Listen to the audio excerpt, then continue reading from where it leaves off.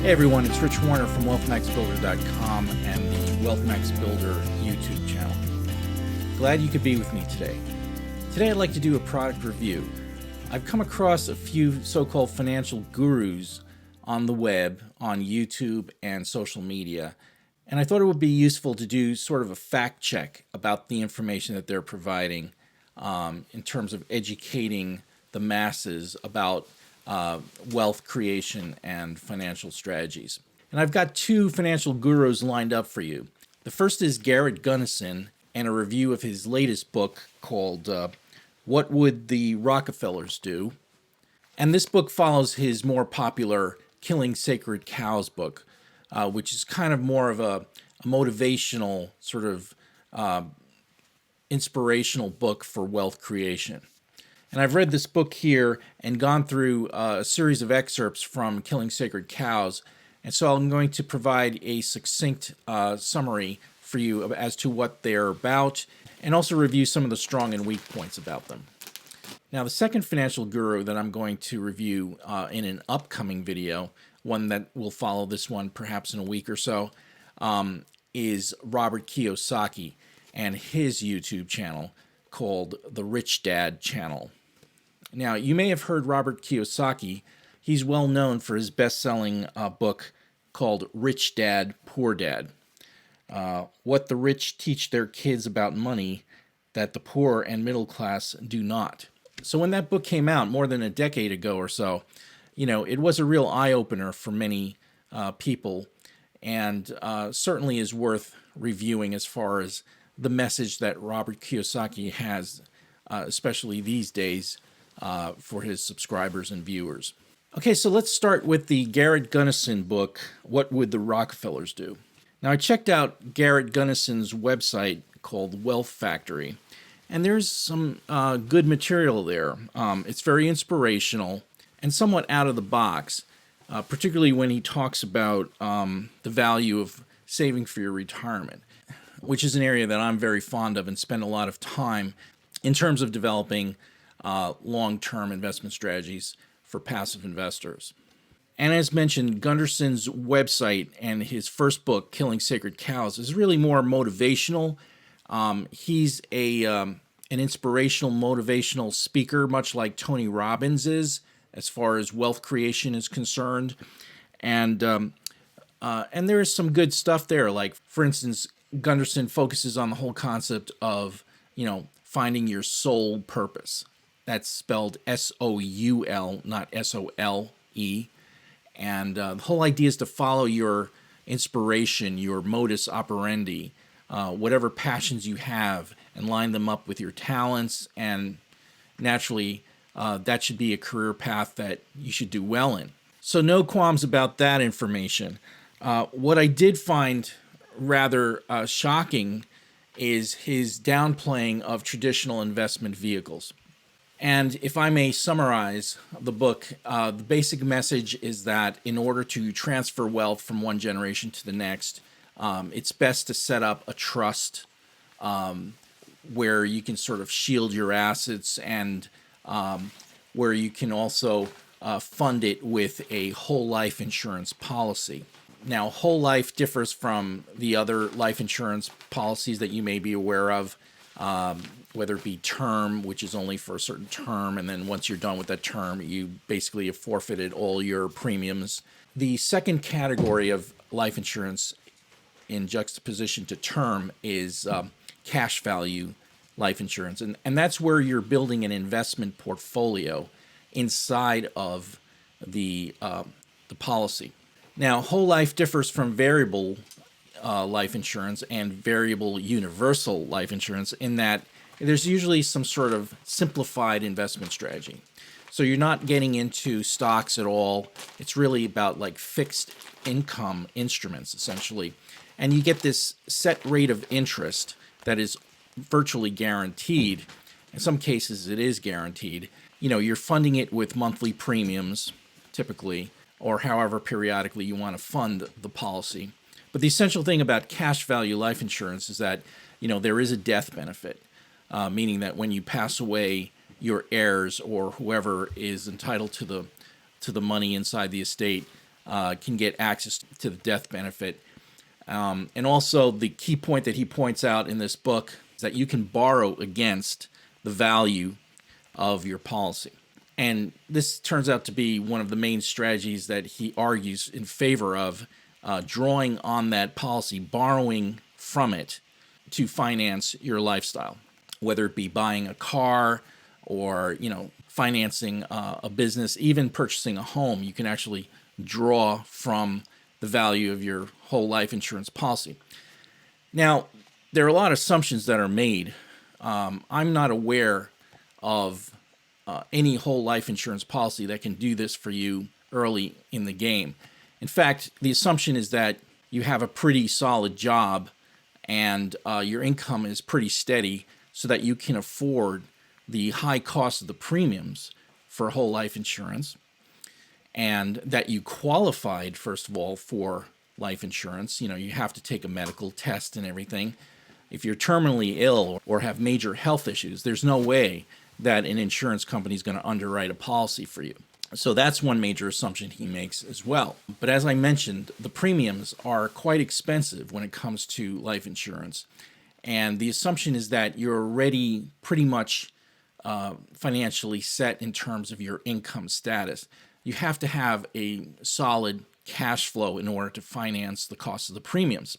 And until you start building up cash value in your account, and over time, interest does kick in, especially in your mid to later years, the cash value can build up significantly. At that point, you can possibly draw or borrow money from the whole life insurance policy, and that is very appealing and interesting, while still preserving some form of a death benefit. Now, I'm not aware of any whole life policy that allows you to borrow against the cash value of the policy without reducing the death benefit in some form. Let's say, as an example, if you borrow $100,000 against the cash value in your policy, and let's say your cash value is $300,000 and your death benefit is like $500,000 or even $1 million, let's say, you're going to have to pay that back at some point to the insurance company. And if you don't repay the loan on your cash value, they will reduce the value of your death benefit. So there's no magic rabbit being pulled out of a hat here. Somehow somebody has to pay for the money that you haven't repaid in any case. So in this book, there are a lot of sweeping generalizations and assumptions that are made that are not clearly spelled out. I found that there are a lot of quick observations and opinions with very little factual data backing them up. And as I mentioned, this book is not at all about wealth creation. It's about transferring wealth from one generation to the next.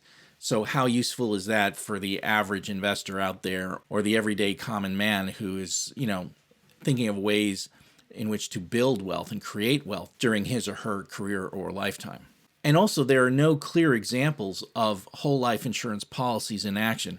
I would have liked to have seen, like policy A from the Hartford Life Insurance versus Pacific Life, or versus some XYZ life insurance company, with the terms and conditions and the specs. In other words, what are the expense fees?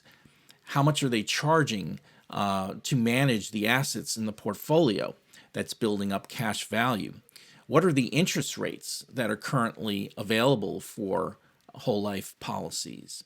What is the cost of the loan when you take a loan against the cash value of your policy? All these questions are not addressed in this book, much to my chagrin. So I got this suspicion that this book was kind of like one big infomercial about whole life insurance policies and about the benefits of insurance planning, rather than something that would be particularly useful for everyday investors. And also, I found that the choice of using John D. Rockefeller as your role model, again, it may be useful for transferring wealth from one generation to the next, and J.D. Rockefeller was really quite good at this in juxtaposition to, let's say, Cornelius Vanderbilt's estate, which after 2 generations was completely wiped out by spendthrift heirs along the way. In comparison, J.D. Rockefeller's estate is still alive and well and thriving, funding philanthropic causes throughout the world today. But if you're familiar with J.D. Rockefeller, he was no angel by any stretch of the imagination. In fact, at one point, his net worth was estimated to be approximately 2% of the GDP of the United States at the time. In 1902, it was in excess of $200 billion. And I think if you added on the oil companies to that and the assets that he owned in the companies that he owned, it was in excess of 400 billion in today's dollars.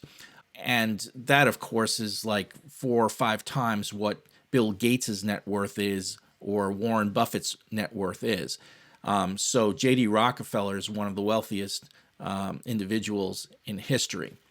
As mentioned, he was no angel. He was shrewd and he went for the jugular. He was out to kill his competition wherever it was. He would either offer to buy out his competition for what he considered to be a fair price, or he would smash them to pieces. And he was ruthless. He would not hold back any punches when it came to competition. And it was this mentality and philosophy of management that enabled him to achieve a monopolistic position in the oil industry. At one point, 90% of the United States' oil was produced by J.D. Rockefeller's oil company, Standard Oil. It had gotten to the point where the monopolistic practices were so ominous and threatening to businesses across the country because he was swallowing up not only oil companies, but also transportation, rail companies, building pipelines everywhere. So he was really thinking way ahead of the game, and he used his power to essentially dominate as much as he could. So to use J.D. Rockefeller as a role model during this period, particularly where progressivism is on the rise in this country, I found to be rather startling. Indeed, as you may be well aware, Standard Oil was broken up into over 30 different companies, many of which are still in existence today, like Exxon and Chevron, for example. And these companies were all the spin-offs of Standard Oil. I mean, even J.D. Rockefeller in 1907, 1908, this is shortly after the antitrust legislation was kicking in and he was subject to multiple hearings in Washington. He himself said, and I quote, that capital and labor are both wild forces which require intelligent legislation to hold them in restriction. How fascinating is that? But getting back to the book here, I just thought it was rather startling, if not shocking, that J.D. Rockefeller was being chosen here as some sort of a role model. I mean, after all, how many people out there today have what it takes to compete at such a high level and that J.D. Rockefeller did? I mean, it not only requires a huge amount of drive, but you have to have the intellect and the shrewdness and the genes, if I dare say, to persevere and to run businesses on this magnitude. Less than 0.5% of the population may even qualify to attain the standards that J.D. Rockefeller attained during his lifetime. Another thing about this book that I found rather odd was that there is no mention here about wealth creation in terms of investing. I mean, he poo-poos retirement savings accounts and qualified retirement savings accounts where you can, invest your money in a portfolio of diversified assets like index funds, stocks and bonds, diversified portfolio, take advantage of compound growth and interest, dividend reinvestment, capital appreciation. I mean, there is no mention of the advantages of investing in qualified accounts. A qualified retirement account such as a Roth IRA or 401k enables you to essentially make contributions into your own retirement account, not Social Security, and you can invest it according to how you see fit. The dividend income and investment growth, the compound growth effect that you can take advantage of inside of these qualified retirement accounts is amazing. And all that growth is tax-free. I mean, I don't understand why the author poo-poos that whole concept. It makes absolutely no sense to me. And instead, he opts for some esoteric, nebulous whole life insurance strategy. I mean, I get the impression as though the author tried to invest in stocks at one point in his life and got smashed in the crash of 2000, perhaps the tech bubble, and then perhaps again in 2008. And there's an old saying, once bitten, twice shy. So maybe he got burned in the stock market or used some sort of esoteric derivative strategy of some sort, perhaps options, or just speculated in some really volatile investment and got burned. And that's the impression I get, that the author tried speculating in stocks. And by the way, speculating is not investing. Investing for the long haul, again, is a diversified portfolio of index funds across stocks and bonds and gold, perhaps. There's no mention of that at all. And just because you don't understand how to invest wisely doesn't mean that you should poo-poo the whole concept of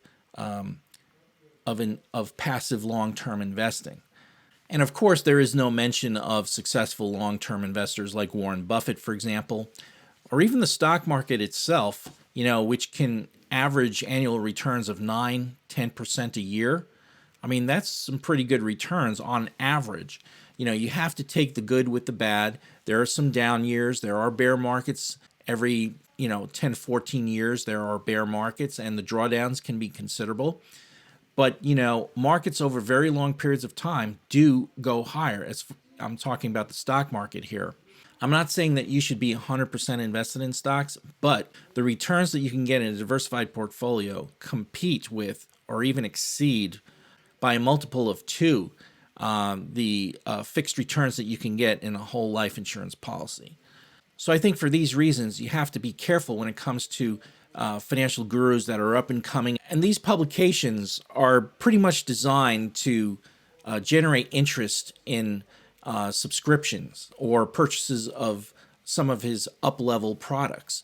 Gunderson is a speaker at conferences. He has a lot of these consulting sessions, these webinars, and online courses and things like that. And, I think with a book like this, he's basically saying, hey, I've made a good chunk of money in my day. I'm successful as a speaker and as a consultant, much like Tony Robbins is, for example. And that seems to be the upshot of what I'm getting here.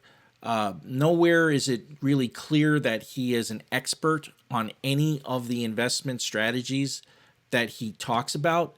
I do not get the sense, once again, that the details of insurance policies and strategies are outlined in his material. He obviously didn't do well at investing in stocks and bonds.